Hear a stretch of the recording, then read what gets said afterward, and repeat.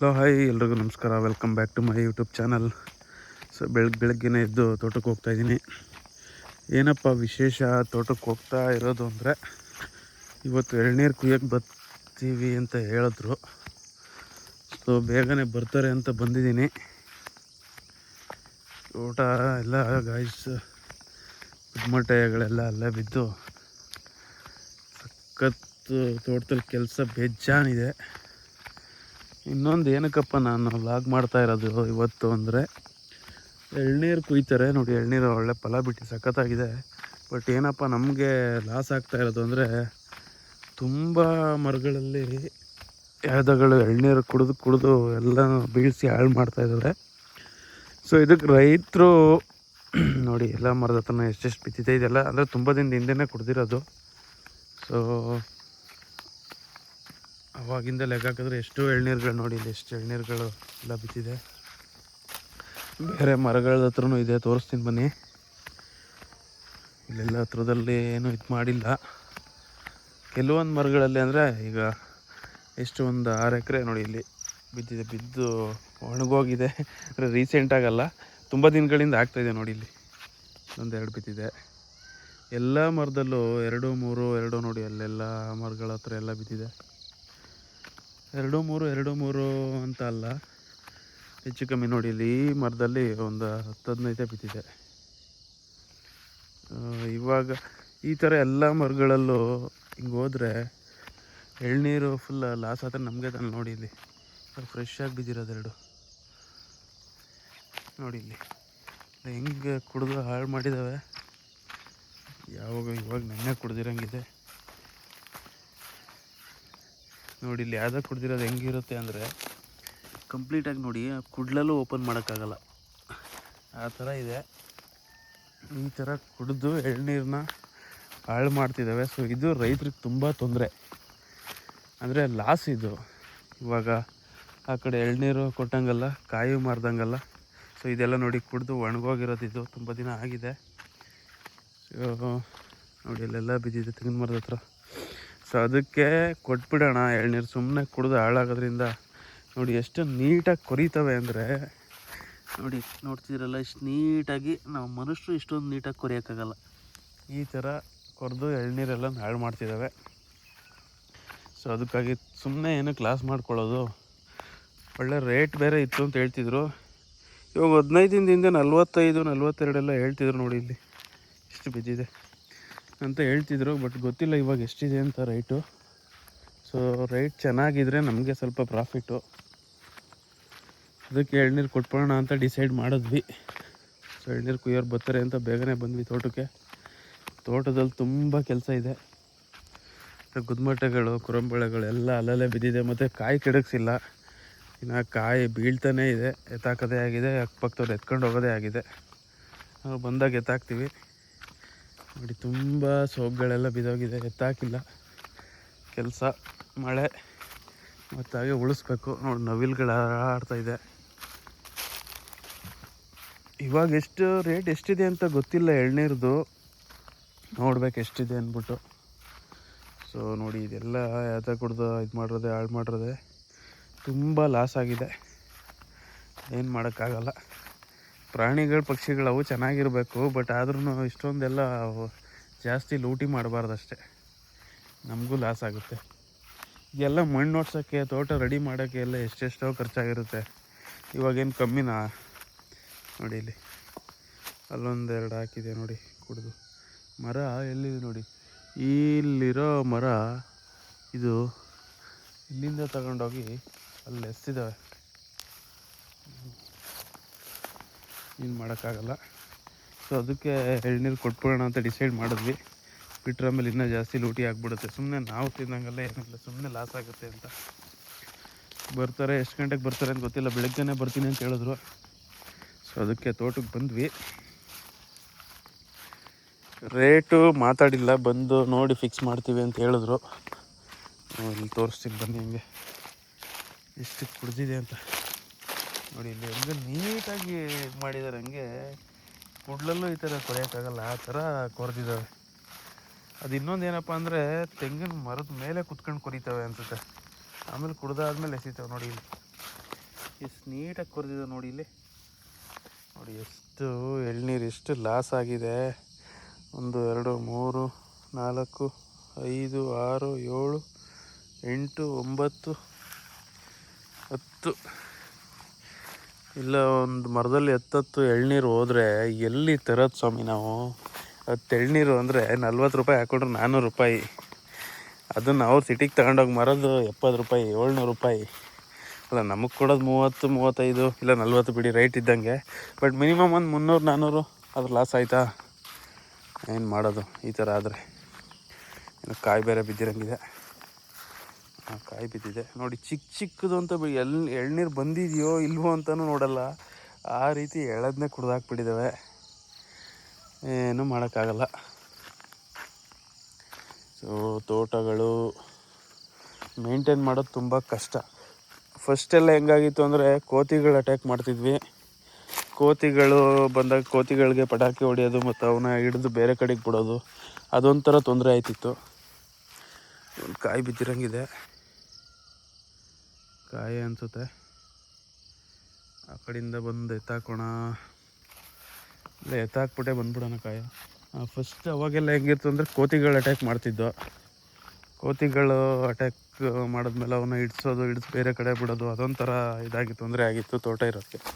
ಇವಾಗ ಇದೊಂಥರ ತೊಂದರೆ. ಏನು ಮಾಡೋದು ಅಂತ ಗೊತ್ತಾಗ್ತಿಲ್ಲ. ಕಾಯನೇ ಅದೇ ಹೇಳಿದ್ನಲ್ಲ, ಕಾಯಿ ಕೆಡಗಿಸಿಲ್ಲ, ಕಾಯಿಗಳು ಬೇರೆ ಬಿದ್ದೋಗ್ತಾಯಿದೆ. ಇಲ್ಲೊಂದು 3-4 ಕಾಯಿ ಬಿದ್ದಿದೆ. ಮೇಲ್ಗಡೆಗೆ ಹಾಕ್ತೀನಿ. ಇಲ್ಲ ನೋಡಿ, ಮಿಷಿನ್ ಮನೆ ಇದೆ, ತೋಟದ ಮನೆ. ಇಲ್ಲಿಗೆ ಕಾಯಿಗಳು ಏನೇ ಇದ್ದರೂ ಕೆಲಸ ಮಾಡೋವಂಥ ಗುದ್ಲಿ ಕುಡ್ಲು ನೇಗ್ಲು ಏನೇ ಇದ್ದರೂ ಎಲ್ಲ ಇಲ್ಲಿಗೆ ಹಾಕೋದು. ಅಂದರೆ ಒಂಥರ ಶೋರೂಮ್ ಥರ ತೋಟದಲ್ಲಿ. ಮನೆಗೆಲ್ಲ ಎತ್ಕೊಂಡು ಹೋಗೋಕ್ಕಾಗಲ್ಲ ಅಂದ್ಬಿಟ್ಟು ಇದರಲ್ಲೂ ತುಂಬ ಲೂಟಿ ಮಾಡೋಕ್ಕಿದೆ ನೋಡಿ. ಎಲ್ಲ ಹಾಳು ಮಾಡಿಬಿಟ್ಟಿದ್ದಾವೆ ಹಂಗೆ. ಸೋಗ್ಗಳು ರೈತರು ಈ ಥರ ಸೋಗ್ಗಳಿದು ಬೆಂಕಿ ಹಾಕಿದ್ರೆ ಒಳ್ಳೆಯದಾ? ಇಲ್ಲ ಇವಾಗೆಲ್ಲ ಕಟ್ ಮಾಡೋ ಮಿಷಿನ್ ಬಂದಿದೆ, ಪುಡಿ ಮಾಡೋದು, ಅದನ್ನು ಮಾಡಿ ಗೊಬ್ಬರದ ಥರ ತೋಟಕ್ಕೆ ಹಾಕಿದ್ರೆ ಒಳ್ಳೆಯದ? ಒಂದು ಗೊತ್ತಿಲ್ಲ. ಯಾರೋ ಪಕ್ಕದ ಜಮೀನವರು ಬೆಂಡೆಕಾಯಿ ಬೆಳೆದಿದ್ದಾರೆ, ಸಖತ್ತಾಗಿದೆ. ಏನು ಸಖತ್ತಾಗಿದೆ ನೋಡಿ ಬೆಂಡೆ. ರೈಟ್ ಸಿಕ್ಬಿಟ್ರೆ ಸಾಕಷ್ಟೆ. ಕೇಳೋದು ಏನಿಲ್ಲ ರೈತರ ಹತ್ರ. ರೈತರುಗಳು ದೇವ್ರ ಹತ್ರ ಕಷ್ಟಪಟ್ಟು ಬೆಳಿತೀವಿ, ಒಳ್ಳೆ ಬೆಲೆ ಸಿಗಲಿ ಅಂತ ಕೇಳ್ಕೊತೀವಿ ಅಷ್ಟೇ, ಇನ್ನೇನು ಕೇಳ್ಕೊಳ್ಳಲ್ಲ. ಇಲ್ಲೊಂದು ಕಾಯಿ, ಈ ಬುಂಡೆ ನೋಡಿ ಕಾಯಿ ಅನ್ಕೊಬಿಟ್ಟೆ. ಸಕ್ಕತ್ತಾಗಿ ಸೈಜ್ ಆಗಿದೆ, ಬಟ್ ಕಾಯಲ್ಲ. ಅದು ಕಾಯಿ ಬಿದ್ದಿದೆ. ಕಾಯಿ ರೇಟು ಕಮ್ಮಿ ಆಗಿಬಿಟ್ಟಿದೆ ಇವಾಗ. ಏನು ಮಾಡೋದು? ಎಲ್ಲ ಕಮ್ಮಿ ಆಗ್ತಾನೆ ಹೋದರೆ ರೈತರುಗಳು ಏನು ಮಾಡೋದು? ಗುದ್ಮಡ್ಡೆ ಸೋಗುಗಳಂತೂ ಹೆವಿ ಆಗಿಬಿಟ್ಟಿದೆ. ಈಗೆಲ್ಲ ಫಸ್ಟೆಲ್ಲ ಸೋಗೆಲ್ಲ ಕಟ್ಕೊಂಡೆಲ್ಲ ಮಾರ್ತಿದ್ರು, ಇವಾಗ ಅದನ್ನು ಮಾರ್ತಿಲ್ಲ. ಫಸ್ಟು ಸೋಗು ಕಟ್ಟಿ ಹೊರೆ 15-20 ರೂಪಾಯಿಗೆ ಮಾರೋರು, ಈಗ ಅದನ್ನು ಮಾರ್ತಿಲ್ಲ. ಇಲ್ಲೊಂದೆರಡು ಕಾಯಿಗಳು ಬಿದ್ದಿದೆ. ಇದು ಹೊಸ ಅಡಿಕೆ ತೋಟ ನೋಡಿ. ಎಳ್ನೀರು ಹೆಂಗೆ ಕಟ್ಟಿದೆ ನೋಡಿ. ಈ ಥರ ಎಳ್ನೀರು ಕಟ್ಟಿರುತ್ತೆ. ಇವಾಗ ಬಂದು ಯಾವ್ದಾಗ ಕುಡಿದು ಎಲ್ಲನೂ ಎಳ್ನೀರು ಹಾಳು ಮಾಡಿದ್ರೆ ನೋಡಿ, ಹೆಚ್ಚು ಕಮ್ಮಿ ಒಂದು 5-10, ಆ ಕಡೆ ಒಂದು 5-15, ಹೆಚ್ಚು ಕಮ್ಮಿ ಒಂದು 20 ಎಳ್ನೀರಿದೆ. 20 ಎಳ್ನೀರಲ್ಲಿ ಒಂದು 10 ಎಳ್ನೀರು ಅವರೇ ಕುಡಿದು ಹಾಳು ಮಾಡಿದ್ರೆ ನಾವು ಏನು ಮಾಡೋದು ಹೇಳಿ? ಎಲ್ಲಿಗೆ ಹೋಗೋದು?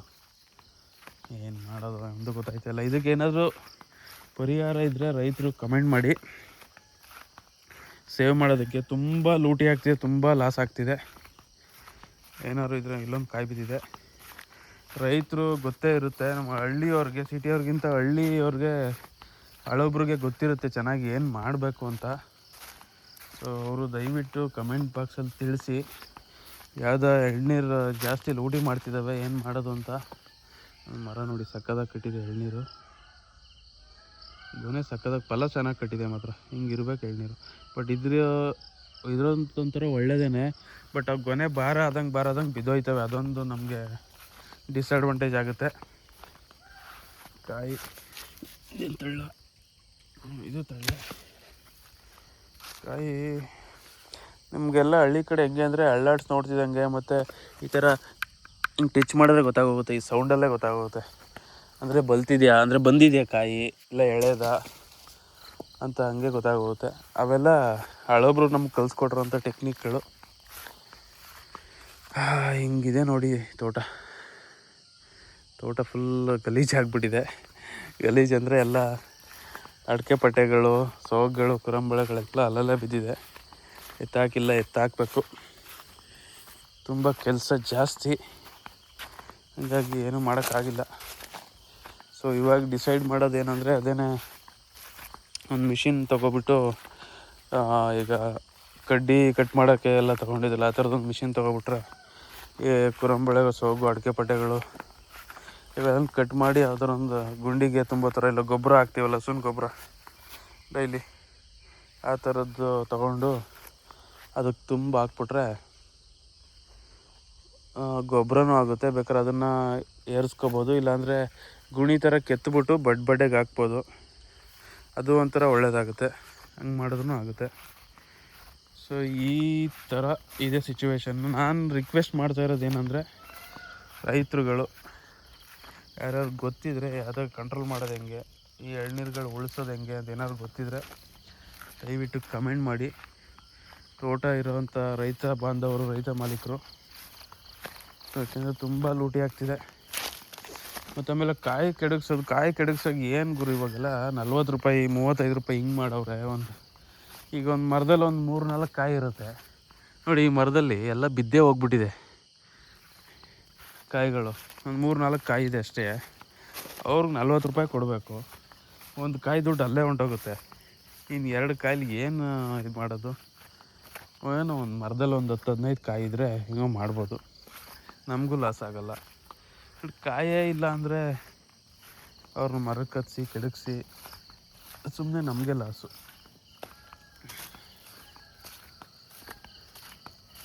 ಆವಾಗಲೂ ಹೇಳ್ತಿದ್ದೆ, ಈ ಥರ ಫಲ ಚೆನ್ನಾಗಿದ್ರೆ ಗೊನೆ ಭಾರ ಆಗಿ ಉದುರೋಯ್ತವೆ ಎಳ್ನೀರು ಅಂತ. ಅದೆಲ್ಲ ಕಡೆ ಆಲ್ಮೋಸ್ಟ್ ಹಂಗೆ ಆಗೋದು, ಏನು ಮಾಡೋಕ್ಕಾಗಲ್ಲ. ಎಳ್ನೀರುಗಳೇ ಉದುರೋಯ್ತವೆ. ಆವಾಗಲೂ ನಮ್ಗೆ ತುಂಬ ಲಾಸ್ ಆಗುತ್ತೆ ನೋಡಿ. ಇಲ್ಲಿ ಎಷ್ಟು ಚೆನ್ನಾಗಿರೋ ಎಳ್ನೀರನ್ನ ಕುಡಿದು ಹಾಳು ಮಾಡಿದ್ದಾವೆ ಅಂತ. ಮಿನಿಮಮ್ಮು ಇದು ನಾವಿಲ್ಲಿ ಕೊಟ್ಟಿದ್ರೆ 35-40 ರೂಪಾಯಿಗೆ ತೊಗೋತಿದ್ರು ಅದನ್ನು. ಸಿಟೀಲಿ 70-80. ಆ ಎಳ್ನೀರು ಹಾಳು ಮಾಡೋಕ್ಕಿದೆ. ಎಷ್ಟು ಚೆನ್ನಾಗಿರೋ ಎಳ್ನೀರು ಅಲ್ಲ. ಅದು ಹೆಂಗೆ ಕೊರಿತವೆ ಅಂತ ಗೊತ್ತಿಲ್ಲ, ಮಾತ್ರ ನೀಟಾಗಿ ಕೊರಿತವೆ. ಒಳ್ಳೆ ಕುಡ್ಲಲ್ಲೂ ಇದು ತಗೊಂಡು ಶೇಪ್ ಕೊರಿಯೋಕ್ಕಾಗಲ್ಲ, ಆ ಥರ ಕೊರಿತವೆ ಮಾತ್ರ. ಪೀಸಾಗಿ ಕುತ್ಕೊಂಡು ಮೇಲ್ಗಡೆ ಏನು ಪಾರ್ಟಿ ಮಾಡ್ತವೆ ಅನಿಸುತ್ತೆ. ಡೈಲಿ ನೀಟಾಗಿ ಕುಡಿದ್ಕೊಂಡು ಆಮೇಲೆ ಎಸ್ಬಿಟ್ಟು ಹೋಗ್ತವೆ. ಇವತ್ತು ಈ ಸೊಲ್ಯೂಷನ್ಗೆ, ಈ ಸಮಸ್ಯೆಗೆ ಪರಿಹಾರ ಸೊಲ್ಯೂಷನ್ ಏನು ಅನ್ನೋದೇ ಗೊತ್ತಾಯ್ತಲ್ಲ, ಹಂಗಾಗ್ಬಿಟ್ಟೈತೆ. ಎಳ್ನೀರು ಬಂದ ತಕ್ಷಣ ಮಾರಕ್ಕೆ ಹೋಗೋಣ ಅಂದರೆ ಇಲ್ಲೊಂದು 2-3 ಕಾಯಿಗಳು ಬಿದ್ದಿದೆ, ನೋಡೇ ಇಲ್ಲ. ಚಳ್ಳ ಆಗೋಗಿ ನೋಡಿ. ಈ ಸೈಜ್ ಇದ್ದರೆ ಒಳ್ಳೆ ರೇಟು ಮಾತ್ರ, ಒಳ್ಳೆ ತೂಕನೂ ಬರುತ್ತೆ, ನಮಗೂ ಒಳ್ಳೆ ಇದಾಗುತ್ತೆ ಮಾತ್ರ. ಹಿಂಗಿರಬೇಕು ಎಳ್ಳು ಕಾಯಿ ಇದ್ದರೆ. ಏನು ಸೈಜಾಗಿದೆ ಕಾಯಿಗಳು, ಒಳ್ಳೆ ಸೈಜ್ ಮಾತ್ರ, ಹಿಂಗಿರಬೇಕು. ಸೊ ಇವಾಗ ಒಳ್ಳೆ ಮೇವು ಬೇರೆ ಇದೆ, ಹಸುಗಳಿರೋದ್ರಿಂದ ಹಂಗೆ ಕಟ್ಟಾಕ್ಬಿಟ್ಟು ಅತ್ತಾಗಿ ಮೇಯಿಸ್ಬಿಟ್ಟು ರೋಟ್ರಿ ಹೊಡ್ಸ್ಬಿಟ್ರೆ ಸರಿ ಹೋಗುತ್ತೆ. ಅದೇ ಇರೋದು ಪ್ಲ್ಯಾನು, ಮೇಯಿಸ್ಬಿಟ್ಟು ರೋಟ್ರಿ ಓಡಿಸಿ ಹಾಕೋದು ಅಂತ. ಈ ಥರ ಇಷ್ಟು ಸೈಜ್ ಇರ್ಬೇಕು ಕಾಯಿ. ಇಷ್ಟು ಸೈಜ್ ಇದ್ದರೆ ತೂಕನೂ ಚೆನ್ನಾಗಿ ಬರುತ್ತೆ, ಒಳ್ಳೆ ರೇಟ್ಗೂ ಹೋಗುತ್ತೆ. ಪೈಪ್ಗಳೆಲ್ಲ ಹಂಗಂಗೆ ಇದೆ. ತೋಟ ಉಳಿಸ್ಬೇಕು ಅಂದರೆ ಇದೆಲ್ಲ ಎತ್ತಬೇಕು. ನಾನು ಅನ್ಕೋತಾಯಿದ್ದೀನಿ ಎಲ್ಲ ಬೆಂಕಿ ಹಾಕ್ಬೋಣ, ಒಂದು ಕಡೆ ಹಾಕ್ಬಿಟ್ಟು ಎಲ್ಲ ಅಲ್ಲೆಲ್ಲ ಸಪ್ರೇಟಾಗಿ ಇದು ಮಾಡ್ಬಿಟ್ಟು ಬೆಂಕಿ ಹಾಕ್ಬೋಣ ಅಂತ. ಇದು ಕರಗ್ತಾನೆ ಇಲ್ಲ. ಇದು ತುಂಬ ವರ್ಷಗಳು ಬೇಕು ಅನ್ಸುತ್ತೆ ಕರ್ಗಕ್ಕಿದು. ಬಟ್ ಕರ್ಗಿದ್ರೆ ಒಳ್ಳೆ ಗೊಬ್ಬರ ಇದು. ಫಸ್ಟ್ ಆದರೆ ಸೋಗು ಗರಿ ಕಟ್ಟಿ ಮಾರ್ತಿದ್ರು, ಸೋಗುನ ಗರಿ ತಗೋತಿದ್ರು. ಇವಾಗ ಅವರು ಬರ್ತಿಲ್ಲ. ಅವರು ಬರೋದೊಂದು ಇವಾಗ ಕಟ್ಟೋಕ್ಕೂ ಹಿಂಸೆ ಆಗ್ಬಿಡ್ತಿದೆ. 5, 10, 15 ಆದರೆ ಮಾಡ್ಬೋದು. ಈಗ ಒಂದೇ ಸಲ ಹಿಂಗೆ 100 ಬಿದ್ದರೆ ಎಲ್ಲಿ ಇದು ಮಾಡೋದು?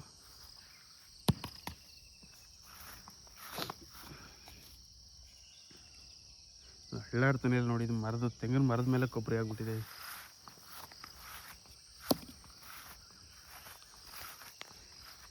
ಸೊ ಇದು ಇವತ್ತಿನ ತೋಟದ ವಿಚಾರ.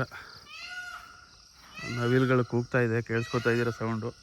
ಇತ್ತೀಚೆಗೆ ನವಿಲುಗಳು ತುಂಬ ಆಗ್ಬಿಟ್ಟಿದೆ. National bird.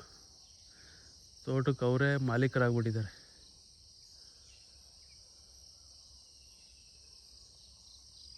ಫಲ ಏನೋ ಚೆನ್ನಾಗಿದೆ, ನೋಡಬೇಕು ಎಳ್ನೀರು ಹೆಂಗೆ ಬರುತ್ತೆ, ಅಂದರೆ ಸಾರಿ ಎಷ್ಟು ಸಿಗುತ್ತೆ ಅಂತ ನೋಡಬೇಕು.